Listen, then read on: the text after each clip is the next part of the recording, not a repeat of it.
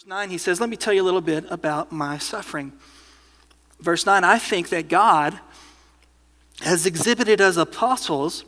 Now, an apostle was just somebody who planted churches, somebody commissioned by Jesus. An apostle was someone who had been an eyewitness to the resurrection. So the apostles were kind of an elite group in that way. They were unique. So Paul is saying, I'm an apostle, and I think that God has exhibited us apostles as last of all, like men sentenced to death, because we have become a spectacle to the world, to angels, and to men. So Paul's describing his ministry experience. He's saying, I'm sharing in the sufferings of Jesus Christ. And he actually uses a very particular image that's lost on us, but wouldn't have been on his original audience. And Paul describes himself as a Roman prisoner of war. Any of you have ever seen the movie Gladiator?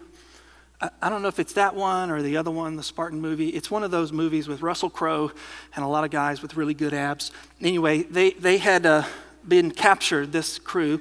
And I remember the scene, Russell Crowe there walking in a line. He was at the very end of the line. And the people who were at the very end of the line were the most unluckiest of people. Because the people who were at the end of the line weren't like the people who were in the middle. The people in the middle, they were going to be executed. They were going to be killed. But it was going to be a quick and merciful death. The people who were a little bit ahead of that, they were going to be enslaved to the Romans, but at least they would keep their life. They would work for the Roman government, etc., so on and so forth. But the people at the very end, the last of all, like Paul's saying, they were literally a public spectacle, because these were the people, like Russell Crowe, who would be thrown into the arena. And the arena games, where they would unleash the lions. And the lions would chase around the people, and the people would run around, and then they would be amused. These Romans would be amused as they sat there and watched these poor, pitiful souls, die. Terrible, painful deaths. And so Paul is saying, as an apostle, that's my life. I am a public spectacle. Just like these men who are thrown into the arena, we are sentenced to death. Verse 10, we are fools for Christ's sake. But you, oh no, you are wise in Christ. We are weak, but you are strong. You are held in honor, but we in disrepute. In other words, we don't have a good reputation. Verse 11, to the present hour, right now, these are present tense verbs. This is the common experience of an apostle.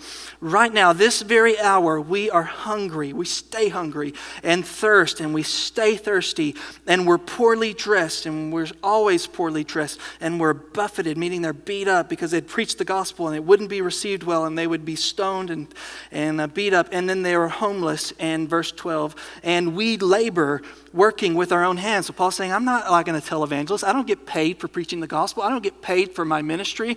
I'm out there making tents. I'm sweating, just trying to get enough money to put food on the table. This is my life.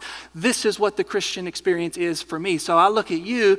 I see you sitting there in luxury. I see you living your best life now. I see you having all this kind of influence and credibility and culture, and your expectation is that's the Christian life. That's what it's supposed to look like. And I'm just confused, because here I am, an apostle, an eyewitness of Jesus Christ, and I don't have any of those things. Now, this kind of lifestyle that Paul is explaining, it would have been so foreign and so hard for these Corinthian Christians to accept that I don't think they ever would have done it. That's why Paul's talking the way that he's talking. They were so concerned about their status. They were concerned about their image. How will I be perceived by my culture?